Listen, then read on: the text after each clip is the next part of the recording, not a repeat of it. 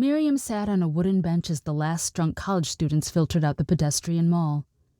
The soothing sound from the Pissing Sisters, the nickname the tubular water spouts atop of the fountain in front, failed to comfort her. Miriam knew it was only a matter of time before a police officer would chase her away, but her body felt too heavy to move. If she could move, she thought, where would she go? "I didn't expect to find you here," said a man. Startled, Miriam turned and saw Matthew, wearing a black blazer, black jeans, and a white t-shirt with an Industrial Nation logo on it. Miriam turned her attention back to the Pissing Sisters.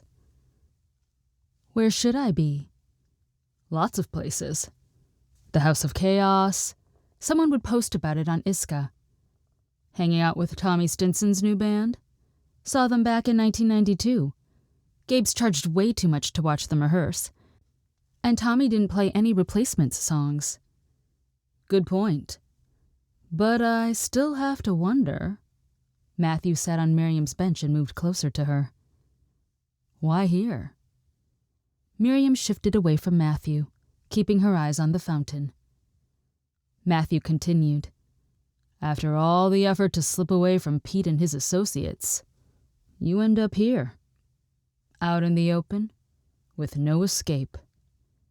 Miriam sighed. Hours earlier, she'd escaped from Pete and his associates after a pointless argument. After running away to Iowa City years ago, Miriam eventually wound up in his circle. She knew Matthew was one of his out-of-town partners, but beyond a few polite conversations and some dances, she didn't know much about him. "There is no escaping Iowa City," said Miriam.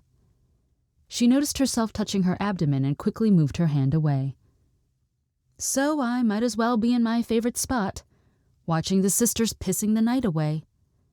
So if you're here to bring me back—" "I took care of Pete." Miriam gasped and faced Matthew. Matthew brushed back his medium-length blonde hair. "Took care of him?" asked Miriam, unsure if that was good news. "Not like that. But you don't have to worry about Pete anymore." Miriam didn't know how to respond. "Thanks, I guess." She looked down at herself. "Unless something changes, I'm always going to have to worry about him. The Emma Goldman Clinic isn't a charity." "Family?" asked Matthew. Miriam turned away and faked a laugh. "That's a joke." She felt a tear running down her face and brushed it off. "They threw me away years ago." "Threw you away?" "My dad got angry and tossed me out. The rest of my family went along with it." "All of them?" Miriam fought off her tears as she remembered her sister. Matthew continued. "I can't imagine—" "Do you want something?" snapped Miriam. "Want?" "Yeah. Do you want anything? Because I'm not in the mood for small talk, and I probably don't have what you want. So if you want to get high, find a cellar. I'm out of that. If you're hard up, there's a massage parlor near the tracks." Matthew chuckled and gestured towards Miriam. "That's what I want." "What?" "Think about it. Here you are in the Ped Mall, acting like you're about to be pushed off the edge of the world."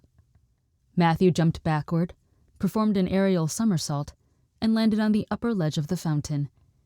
Miriam was surprised he didn't stumble. Matthew looked down. "And oblivion is so tempting right now. No more pain, no more problems, just eternal peace. All you have to do is stop resisting and jump."